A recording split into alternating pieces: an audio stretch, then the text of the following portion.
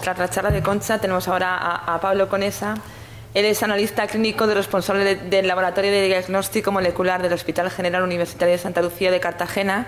También participó con nosotros el año pasado y su charla es interesantísima. Este año nos va a hablar de la monitorización e interpretación de las respuestas moleculares y algo así un poco diferente, que son las replicaciones en el BCR-ABL.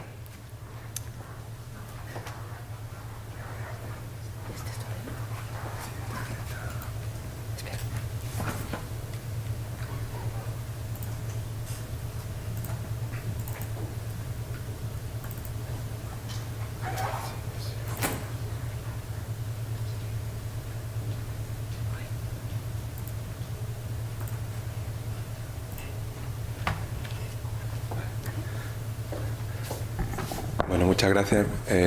Buenos días a todos. Un agradecimiento para el presidente de la LMIC por haberme invitado una vez más a compartir con vosotros conocimientos sobre esta enfermedad en un marco como este, el Instituto Catalán de Oncología, un referente nacional. Estoy desde luego muy satisfecho de estar aquí. Y bueno, pues como también comentaba en Cartagena, pues es una satisfacción poder hablar de una enfermedad como la leucemia amiloide crónica, que tiene realmente es una historia muy bonita de contar y una historia yo creo que con final feliz, aunque todavía hay pendientes desafíos, ¿no? Pero es una enfermedad. Ya nos gustaría que de todos los restos de cánceres tuviéramos una información y un tratamiento tan específico como para la leucemia amiloide crónica.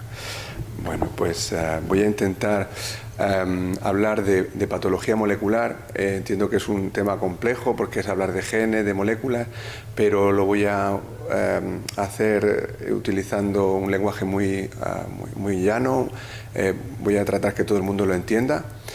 Tomo las líneas de la doctora Boqué cuando decía que la falta de información genera miedo. Yo creo que el conocimiento de la enfermedad es muy importante, no solo desde el punto de vista clínico, sino ahora también como desde el punto de vista molecular. Entonces, lo que yo os propongo en esta charla es que conozcáis las bases moleculares de la leucemia amiloide crónica, de vuestra enfermedad, porque creo que por esa razón o en ese conocimiento que está disponible, que se sabe afortunadamente, como ya he dicho, y situación que no ocurre en otros tipos de cánceres, pues bueno, de esta manera pues puede afrontar uno la enfermedad a lo mejor de una actitud más positiva, ¿no? Desde la visión del conocimiento. Entonces voy a utilizar el símil de los cuentos por esta misma razón, por utilizar un lenguaje llano, cosas que todos podamos comprender. Y bueno, pues aquí he seleccionado algunos así de forma aleatoria. Y es verdad que hay muchos cuentos, pero si nosotros intentamos agruparlos en aquellos que tienen un final feliz, de aquellos que tienen un final más trágico, pues nos damos cuenta de que, bueno, pues la mayoría de los cuentos, que serían los que aparecen en la izquierda, tienen un final feliz. Y yo creo que eso es porque apetece más contar esos cuentos que los cuentos con un final trágico, ¿no? Pues entonces quiere decir que nos vamos a situar, creo yo, en la parte izquierda cuando estamos hablando de la leucemia amiloide crónica. Bueno, ¿y por qué la leucemia amiloide crónica es tan importante o tan destacable en este sentido? Bueno, pues lo había señalado el doctor Vilá. La leucemia amiloide crónica es una de las neoplasias humanas mejor comprendidas. Ha sido el primer cáncer asociado con una anormalidad cromosómica, como ya sabéis, la translocación 922. Fue la primera neoplasia hematológica para la cual hubo un programa de diseño racional de medicamentos, avanzando un concepto que ahora se habla mucho de la terapia molecular dirigida o la medicina personalizada, pues realmente un paradigma en este sentido. Y bueno, pues aquí están representadas tres cosas que quizá pues todos conozcamos, todos sabemos sobre esta enfermedad, y voy a intentar explicarla desde el punto de vista molecular, pues con esa idea que comentaba al principio de la charla. Bueno, estamos diciendo que es una enfermedad que se produce por una transformación neoplásica de unas células madre hematopoyéticas. Bueno, pues eso que es, ¿no? Una célula madre hematopoyética la tenemos aquí, es una célula madre que es capaz, mediante procesos de proliferación y sobre todo de diferenciación, dar lugar a todas las células que no podemos encontrar en la sangre, ¿eh? Ahí están pues, los glóbulos rojos, todos los leucocitos, las plaquetas, ¿de acuerdo? Bueno, pues la célula, digamos que sufre esa alteración, es una célula que estaría entre una célula madre hematopoyética y una célula madre que ha tomado la decisión de diferenciarse en un tipo particular de leucocitos, que son por la serie granulocitos macrófagos. Y entonces, bueno, pues podemos decir, cuando nosotros hablamos normalmente de células madre, pues siempre hay asociado un concepto, digamos, beneficioso, ¿no? De la célula madre, la célula que la da todo, ¿no? En el caso particular de la leucemia mieloide crónica, pues tendríamos que decir que la madre se parece más a maléfica, ¿no? Una madre con un comportamiento más perverso, ¿no? Y luego también sabemos, y ya lo hemos dicho varias veces, ¿no?, que se trata de una enfermedad con una anormalidad cromosómica que produce un gen de fusión que llamamos BCR-ABL, y que ya sabéis que es el marcador que se utiliza, la expresión del gen BCR-ABL como para monitorizar la enfermedad, ¿no? Bueno, pues vamos a ver un poco eso, ¿no? En qué consiste una translocación y qué consecuencias tiene. Entonces voy a representar aquí un símil de cómo funciona una célula, pensar en una célula en general, una célula que forma parte de un tejido, eso sí. Recordaos que la sangre también es un tejido líquido, pero está sujeta a interacciones entre las células que hay en la sangre. Bueno, pues esa célula la vamos a dividir en dos partes principales, en el núcleo y en el citoplasma. El núcleo es un lugar silencioso, alguien podría decir que aburrido, formado por una biblioteca con varios estantes. Cada estante vamos a decir que son cromosomas. Y los libros que se guardan en esa biblioteca no son libros cualquiera, son libros de obras de teatro. Es decir, son libros que se pueden representar de alguna manera, ¿no? Y el citoplasma va a ser ese escenario donde se van a representar las obras que están escritas en esos libros, ¿de acuerdo? Entonces, bueno, pues dependiendo de las señales que le llegan a la célula, las señales que aparecen en ese tejido, ¿vale?, y que afectan no solo a esta célula en concreto, sino a la célula vecina, pues de acuerdo con esas señales, la célula responde de alguna manera, ¿no? ¿Y cómo responde? Representando una de estas funciones, una de estas obras de teatro, ¿no? A través de la extracción, digamos, podemos decir la impresión, ¿no?, de un libreto o de un guión para que un actor lo represente. Ese actor serían las proteínas. Las proteínas sí que son moléculas, digamos, movidas, hacen muchas cosas, no solo tienen una estructura particular que puede servir para dar consistencia a determinadas estructuras celulares o tisulares, sino que además actúan, ¿no? Dicen cosas, hacen cosas diferentes unas de otras, ¿no? Algunas veces la función de esa proteína, de ese personaje que ha aparecido en el citoplasma, hace su función en el citoplasma, pero otras veces también, y eso es frecuente, sobre todo para el tema de la comunicación célula-célula, esta proteína pues se va fuera, sale de la célula y representa ese papel, ese personaje en otros lugares, ¿de acuerdo? Bueno, pues esto realmente es lo mismo que había puesto en la diapositiva anterior. Claro, esto ya nos parece un poco más complejo.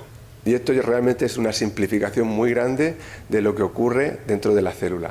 Pero básicamente lo que estamos viendo son una serie de proteínas solubles que están fuera de la célula, que son capaces de unirse a determinados receptores que aparecen en la membrana. Esos receptores se activan y a su vez activan otras proteínas en forma de cascada. Es como si fuera una carrera de relevo. Una proteína activa a la otra activa a la siguiente, y así ese mensaje que viene dado por las moléculas que aparecen fuera de la célula, llega ese mensaje al núcleo, donde se transcriben, donde se empiezan a sacar esos guiones para representar esa obra de teatro. Y de esa manera la célula actúa en consonancia con el tejido en el que están, y no cada célula va por un lado, ¿no? Bueno, pues vamos a hablar un poquito más, una vez que hemos comprendido esto, vamos a dar un paso más y vamos a meternos un poco más en lo que es la enfermedad, en la leucemia mieloide crónica. Bueno, pues hablando de dos libros, dos obras de teatro concretas que están en cromosomas distintos, están en estanterías distintas. Dependiendo de esas señales que vienen de fuera de la célula, pues a veces interesa representar la obra de Hamlet mediante la proteína correspondiente, y otras veces pues interesa representar la obra que aparece que está en este estante, en este cromosoma, que sería, por ejemplo, don Juan Tenorio, ¿no? Bueno, pues eso sería, digamos, en condiciones normales. En el caso concreto de la leucemia amiloide crónica, lo que ocurre es que, bueno, hay un proceso, digamos, de remodelación de la biblioteca, pero ha ocurrido un fallo, ha habido una alteración y los estantes pues se han partido y se han alterado, digamos, el orden. Como consecuencia de esa alteración va a ocurrir que vamos a encontrarnos un libro de Hamlet que lleva la primera parte de Hamlet y la segunda de don Juan Tenorio, y en el otro estante quedaría digamos lo contrario, ¿no? La primera parte de don Juan Tenorio y la segunda de Hamlet. ¿De acuerdo? Entonces, cuando dice la célula de expresar esos genes, pues aparece una cosa muy rara, una cosa que es pues mitad Hamlet y mitad Juan Tenorio, ¿no? Podríamos llamarle don Ham Tenorio. Pues este don Ham Tenorio tiene un comportamiento anómalo, ¿eh? Imaginaros a Hamlet con esa mentalidad pues vengativa, inestable, ¿no? Con una espada. Don Juan Tenorio pues realmente peligroso para el control de la célula. Todas estas rutas que se llaman, todo lo que he puesto anteriormente de esas proteínas que se van activando unas a otras, pues eso está muy bien coordinado a nivel celular y a nivel tisular, pero cuando aparece un individuo como este, la célula puede ser autosuficiente y, digamos, empezar a proliferar, aunque no tenga señales de fuera que le digan que prolifere. Bueno, pues esto sería nuestro BCR-ABL famoso. En el otro cromosoma, en el cromosoma 9, quedaría lo contrario, el gen ABL-BCR, que nadie habla de él, pero bueno, pero porque no es peligroso, ¿no? Es un don Juan Tenorio que le habla una calavera y le dice cosas bonitas y podemos decir que se llama Juanlet. ¿De acuerdo? Bueno, pues este individuo de aquí, este elemento peligroso, don Ham Tenorio, pues como tiene partes de distintos genes, se llama una quimera, ¿no? Una quimera viene de un animal mitológico, de la que se hablaba en la mitología griega, pues eso era precisamente un animal formado por distintos animales. Era un león con una cabeza de cabra en el lomo y luego una serpiente por cola, ¿no? Pues este animal pues era el terror de la Grecia antigua, pero un animal que se movía muy rápido y lo peor de todo es que tenía un aliento de fuego, ¿no? Entonces en la mitología pues aparecía como un animal pues eso, indestructible. Bueno, pues dicho eso, vamos a analizar cuáles son los componentes de esa quimera, de cuáles son los componentes de ABL-BCR, para intentar luego comprender cómo la alteración cromosómica produce esos efectos tan importantes en la proliferación y en la supervivencia de esa célula madre que ha sido alterada como consecuencia de la translocación. Bueno, pues ABL es una proteína tirosinquinasa. Lo que es una proteína tirosinquinasa lo que quiere decir es que es una proteína que participa en esas señales, en esas cadenas que transmiten señales hacia el núcleo de moléculas que ceden el testigo.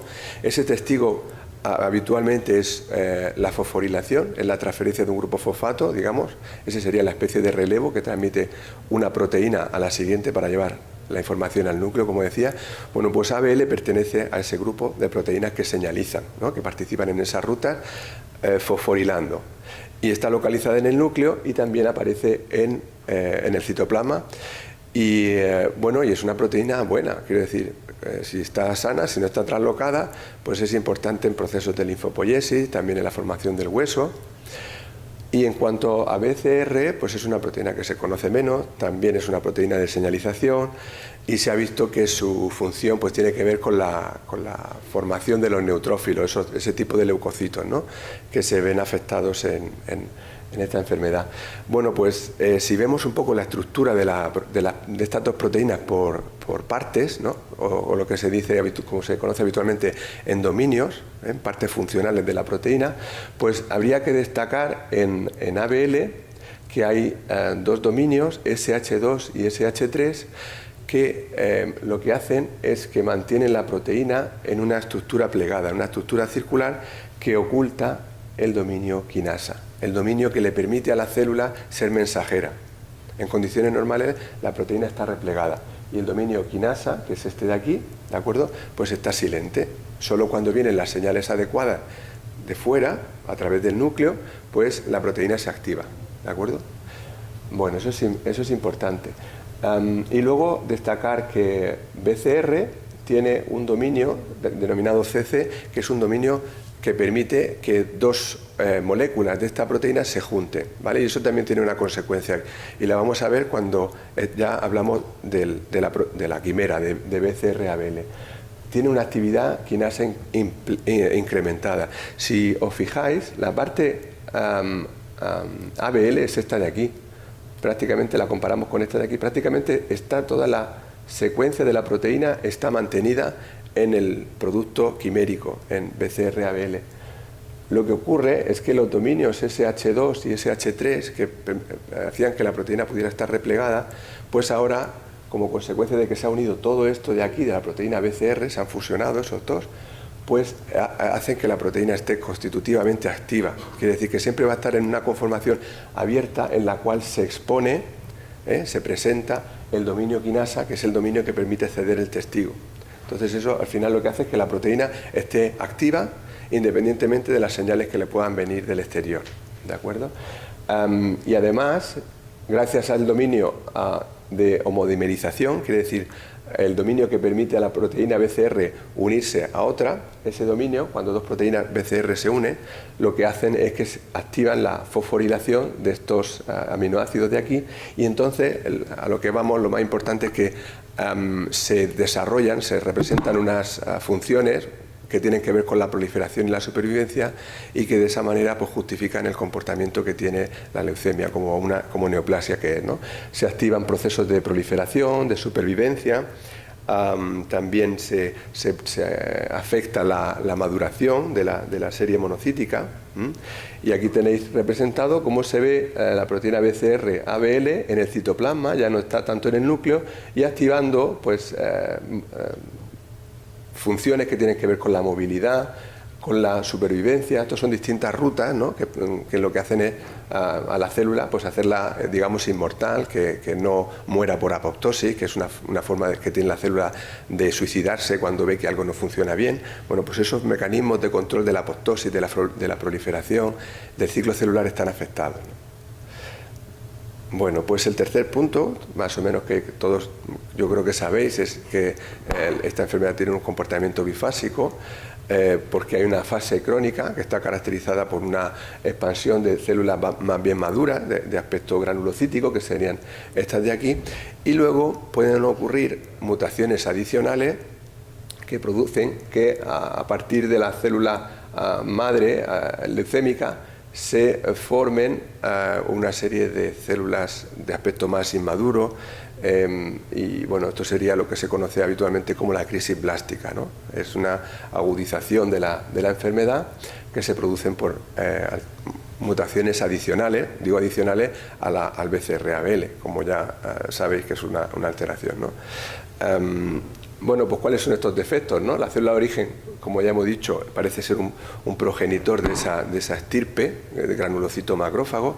Bueno, pues las mutaciones aparecen en genes que tienen que ver con el control de ese mecanismo de suicidio celular, ¿no?, del control de la apoptosis, y también proteínas relacionadas con el ciclo celular, como P53, P16, bueno, una serie de proteínas, pero que al fin y al cabo lo que quiero transmitir es que esas proteínas se encargan de que la célula se muera o deje de multiplicarse cuando no recibe las señales adecuadas o cuando está ocurriendo algo que es anómalo, ¿no? Hay un mecanismo, digamos, de defensa, pero si esas mutaciones ocurren, pues esos mecanismos no funcionan, no se desarrollan bien.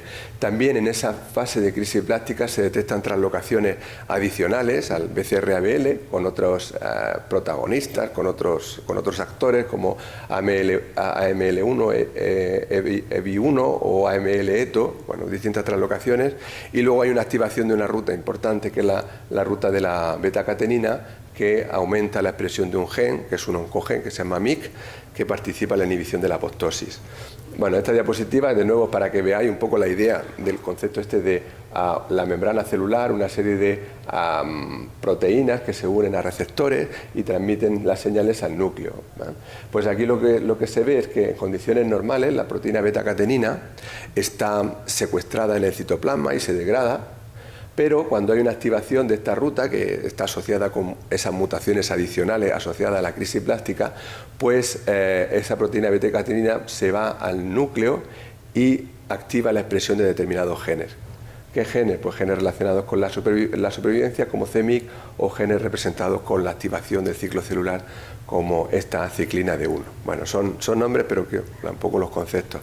Esto está un poquito más desarrollado aquí, donde se ve la célula madre, la célula progenitora, con un grado de diferenciación mínimo, pero digamos el clon tumoral es el característico de la mieloide crónica, pues serían estos granulocitos de aspecto macrófago, esa sería la fase crónica.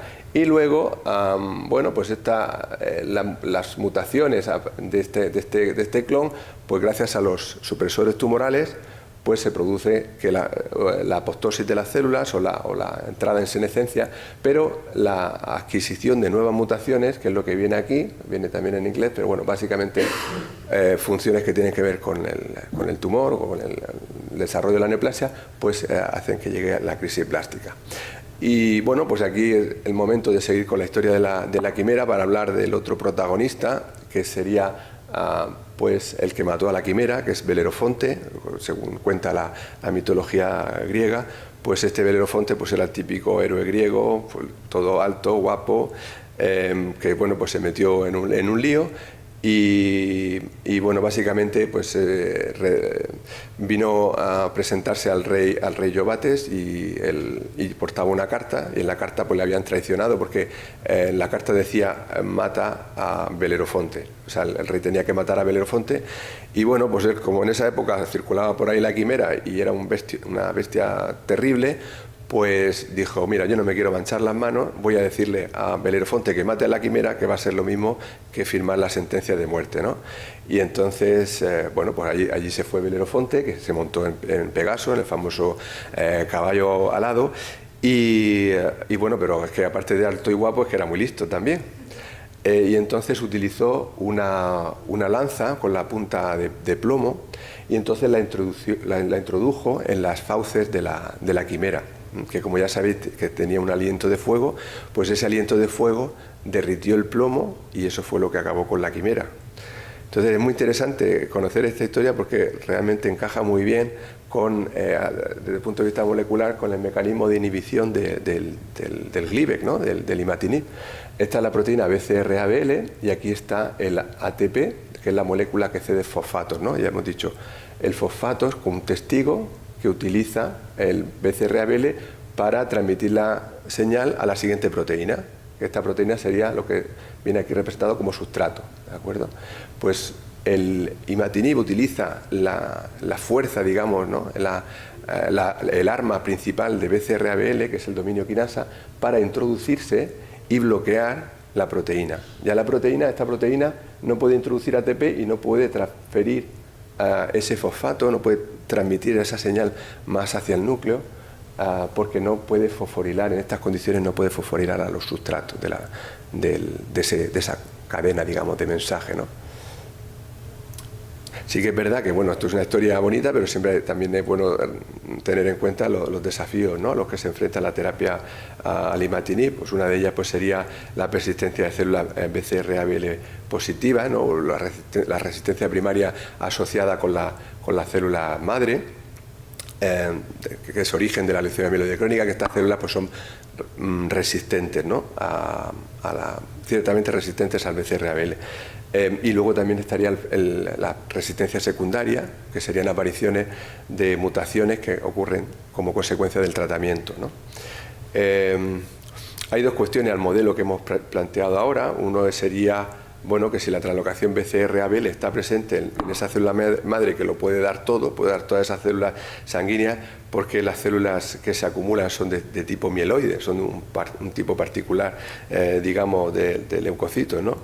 Y bueno, pues eso se ha visto que BCR-ABL, esa proteína, favorece la expresión de factores estimuladores de colonias, bueno, digamos, proteínas que facilitan el desarrollo o la toma de decisiones hacia la síntesis o diferenciación de granulocitos, que son las células que se acumulan en esa fase crónica.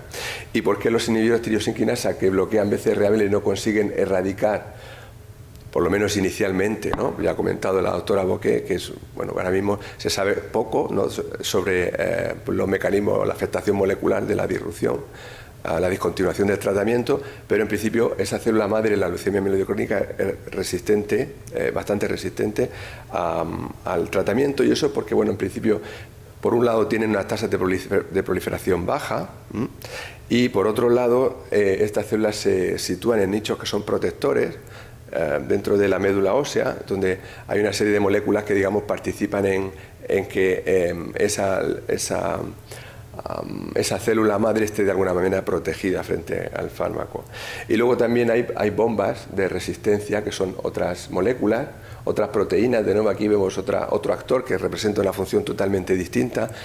Esta ATPasa, ABCB1, lo que se encarga es de bombear, de sacar fuera del citoplasma determinadas sustancias, entre las cuales está el Gleevec, ¿no?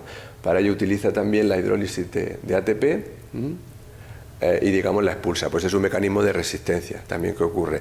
De hecho, cuando se ha visto cuáles son los niveles de expresión de esta proteína con los grados de respuesta a Gleevec, pues se ha visto que los pacientes que no responden tan bien al Gleevec pues tienen unos niveles de expresión de esta bomba que expulsa el Gleevec fuera de la célula, pues más altos, ¿no? Bueno, y también aquí se ven algunos parámetros clínicos, pues también suele estar asociado a esta mayor expresión de la bomba con pues respuestas peores, ¿no? Y bueno, ya termino. Como he tratado de contar un cuento, pues más que una conclusión, sería una moraleja. Y es, pues eso, porque el conocimiento de estas bases moleculares, de cómo se origina BCR-ABL, ha permitido caracterizar muy bien esta proteína quimérica y poder diseñar fármacos específicos, y esto es realmente lo que se está intentando hacer también con el resto de tumores, de cáncer, también tumores sólidos, pero es un proceso más largo porque las alteraciones son muy complejas, y aquí, en el caso de la leucemia amiloide crónica, pues BCR-ABL realmente permite focalizar mucho la atención, sobre todo en cuanto a abordajes terapéuticos. Y bueno, pues es un modelo que es ejemplo a seguir para el tratamiento de otras neoplasias. Y de hecho, pues se está trabajando mucho ahora en caracterizar todas las mutaciones que aparecen en los distintos tipos de cánceres para poder también hacer diseños específicos que bloqueen partes de la proteína, de esas proteínas alteradas, para que dejen de tener ese efecto o transmitir ese mensaje de proliferación celular y todo esto, ¿no? Y bueno, pues es quizá la primera neoplasia que nos hace hablar de dar una dimensión crónica al cáncer, ¿no? Eso es muy importante. Esa dimensión crónica pues se sustenta en la monitorización de los niveles de ese transcrito, de ese guión quimérico, que es BCR-ABL, el ARN mensajero. BCR-ABL pues es lo que se monitoriza, y bueno, pues es ideal para mantener al paciente en una buena respuesta, siempre pues sabiendo que hay alternativas terapéuticas, incluso en casos de resistencia secundaria al tratamiento, al imatinib, pues ya sabéis que hay otros inhibidores, y eso pues realmente pues es importante. El futuro, pues bueno, tengo la suerte de trabajar tanto en asistencia como en investigación, y bueno, yo por lo que estoy viendo ahora mismo de tecnologías que están apareciendo nuevas que permiten la secuenciación masiva y la caracterización de las alteraciones genéticas asociadas al cáncer, pues me hace ver que bueno, que el futuro es optimista. Yo tengo la visión optimista, quiere decir que lo mismo que ha pasado con el Gleevec para la leucemia amiloide crónica, eso va a pasar también, aunque con cierto grado de complejidad mayor, va a pasar para el resto del cáncer o de los tumores, ¿no? Entonces, pues lo ideal sería que tuviéramos un informe de este tipo. Esto es, digamos, la dimensión crónica del cáncer, pues sería pues asimilar un poco el cáncer a otras enfermedades crónicas, como puede ser la hipercolesterolemia o la hipertensión, y bueno, que junto con esos parámetros característicos de una bioquímica normal, ¿no? Como puede ser el colesterol o la glucosa, pues nos apareciera ahí pues un asterisco que dijera, pues ahí tiene 5 copias de BCR-ABL, pues acuérdate de tomarte la pastilla, y que eso no genere tensión y eso genere ansiedad en los pacientes y se ha visto de una manera pues eso menos preocupante, ¿no? Y bueno, pues eso es todo. Muchas gracias por vuestra atención.